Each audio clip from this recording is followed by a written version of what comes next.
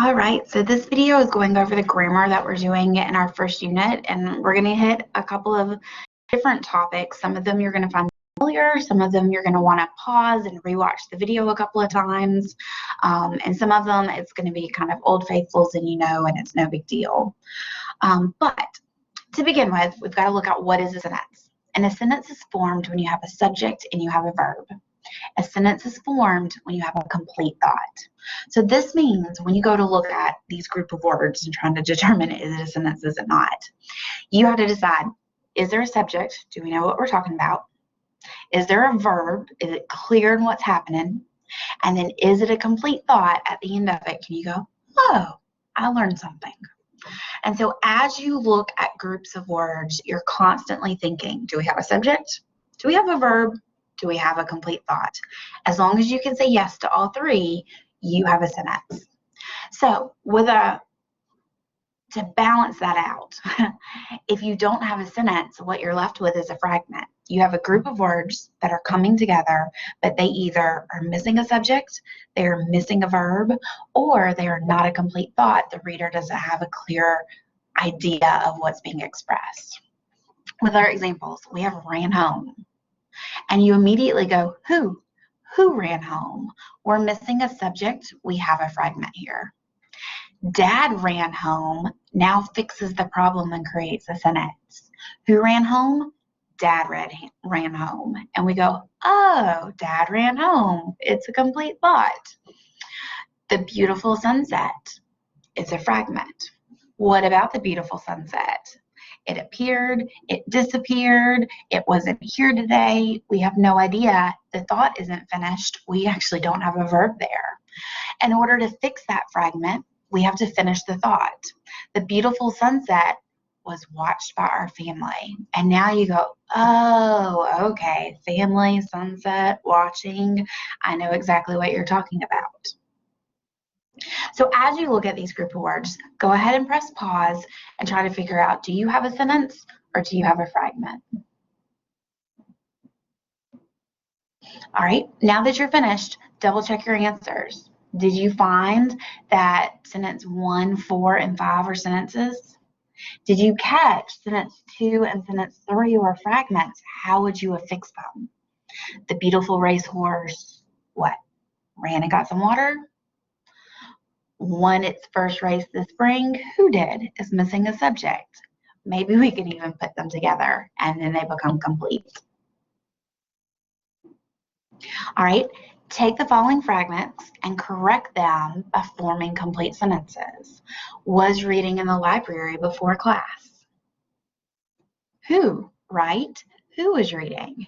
You could say, I was reading in the library before class. And now all of a sudden, you have a complete sentence. You know exactly who they're talking about is doing this action. The dog chased. And don't you want to know what? The dog chased what? What about the dog chased his tail? Now we have a complete sentence. So I'm going to let you pause it, work through 3, 4, 5, and make sure you feel comfortable taking fragments and turning them into sentences because you're going to have to do this in your writing for the entire semester.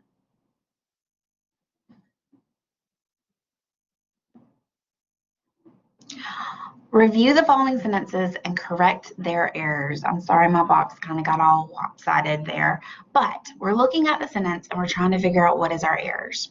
So we have my friend David likes the story. And as you're going through, I hope the first thing that you notice is you need a capital M. Let me see, I'm going to try to work the pencil. Please forgive my awful handwriting. But first, we need a capital M. Here we go, because the beginnings of all sentences have to be capitalized. Next, you have David, a proper noun. Someone's name should always be capitalized. So again, forgive my handwriting. I promise I can write better than this. But with my mouth, I'm creating a capital D. And then last, we have a full sentence. My friend David likes the story. We have no punctuation. And so make sure you put a period at the end in order to complete that sentence. You go through 2, 3, 4, 5, press pause, figure out how to correct those errors. Make sure you are catching abbreviations that should be capitalized. Make sure you're catching proper nouns and pronouns that should be capitalized. Make sure you're putting in punctuation at the end of your sentences.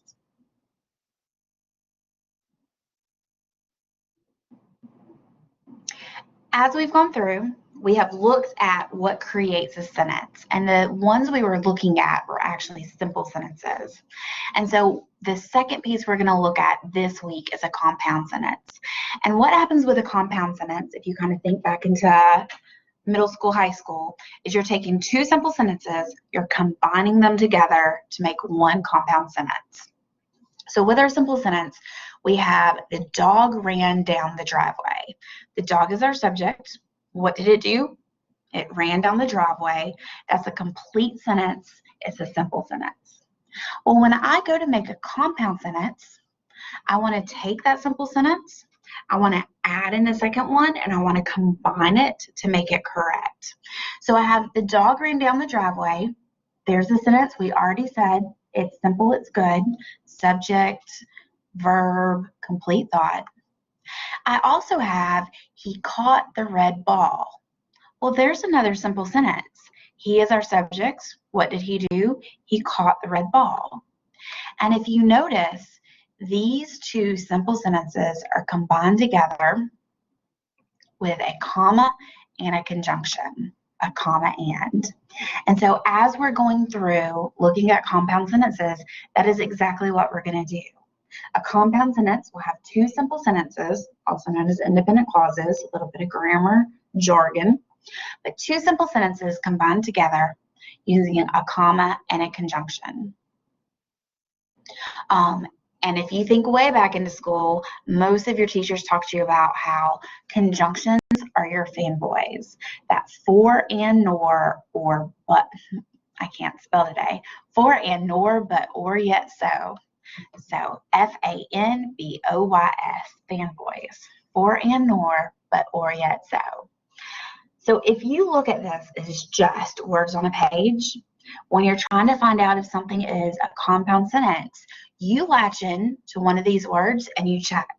Is everything before the sentence? Is everything after the sentence? Did they use the comma correctly? You've got something compound. So let's look.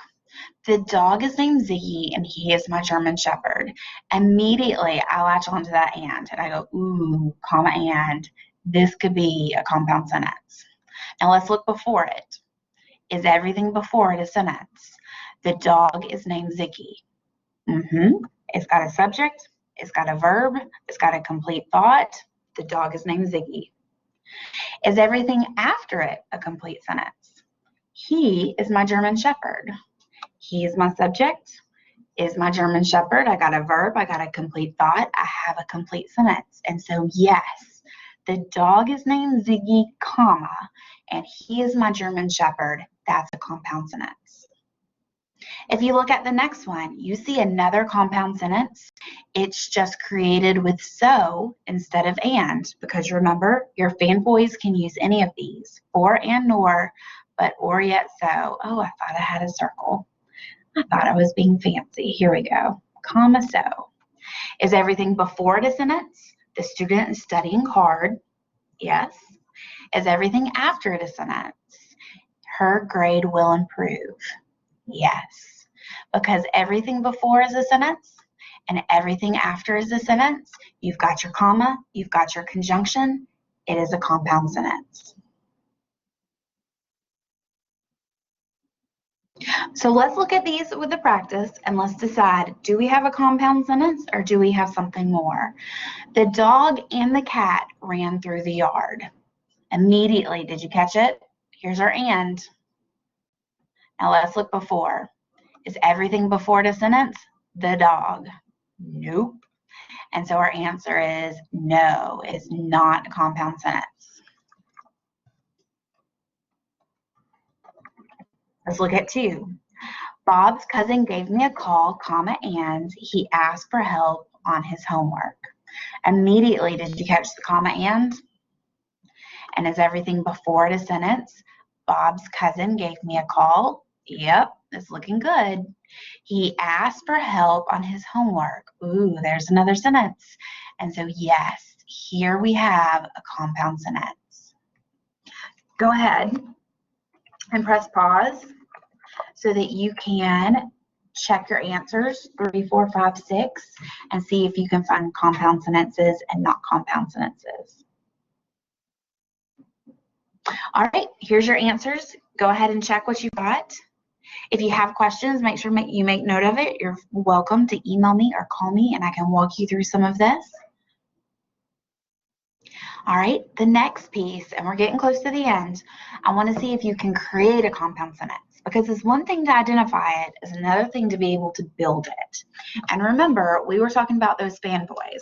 So we've got for, and, nor, but, or, yet, so. And we're using one of those to create a sentence. So we see, John eats chicken, John eats hamburgers. And I'm going to look at it and I'm going to say, I want to use comma and as the way I'm going to join these. So now I have got John eats chicken, comma, and John eats hamburgers. That's a compound sentence. Does it bother anybody I'm repeating John? That drives me bonkers. So I'm going to go ahead and take that out, and I'm going to add in the pronoun he. John eats chicken, comma, and he eats hamburgers. We have built a compound sentence. Now, it was a compound sentence before when I still had the name John there, but there's no reason to keep that repetition. Instead, I wanted to revise it to make it sound a little better, like I would actually talk. What happens a lot of times in class is I have students who go, ooh, and, let me use and. And so they create a sentence that says, John eats chicken and hamburgers. This is not a compound sentence because we don't have the comma. And when we look at that and, I meant to grab a circle. When we look at that and, everything before it is a sentence, but everything after it is not. And so remember, you only have a compound sentence when everything before it is a sentence and everything after is also a sentence. Go ahead and press pause. Try building sentences 2, 3, 4, and 5, and then press play when you're ready to check your answers. All right, here's a couple of ways of how you can fix it, but please remember you have a lot of options as far as your fanboys go. You have for, and, nor, but, or, yet, so. You may have chosen to use so instead of and or nor instead of but. That's absolutely fine as long as it's not changing the meaning of the sentence. So don't get worried if you used a different fanboy than I did. As long as you've got your comma, you've got your conjunction, and then you did something to kind of make sure that second sentence is complete and makes sense. You are correct. All right. Review the following sentences and correct their errors. This is just one more practice with all those things that you're supposed to do. So when we look at number 1, Dan likes to race his car fast, but he should think about safety. Please forgive me, I'm grabbing the pencil. But did you catch it? Dan should be capitalized, so I'm going to make a capital D here. He likes to race his car fast, comma, but I'm creating that compound sentence. He should think about safety, period. Go ahead and press pause. Try checking 2, 3, 4, 5. Make sure you're looking at capitalization with pronouns that need to be capitalized, like I, with names that need to be capitalized, like someone's proper name. Make sure you're looking to see if you need a comma somewhere for a compound sentence, because we've learned about that so far this week. And make sure you're putting punctuation at the end of your sentence. And here you go. Here's your answers in red. You can go ahead and press pause That way you have time to check what you've created. I hope that this was helpful. It was a quick review about punctuation, capitalization, sentences, fragments, and compound sentences. If you need extra help, please reach out to me, because as we're building from week to week, the grammar is going to build on each other. And I want to make sure you have a good, strong foundation in the beginning before things get a little crazy and a little hairy. I look forward to hearing from you. Have a great day.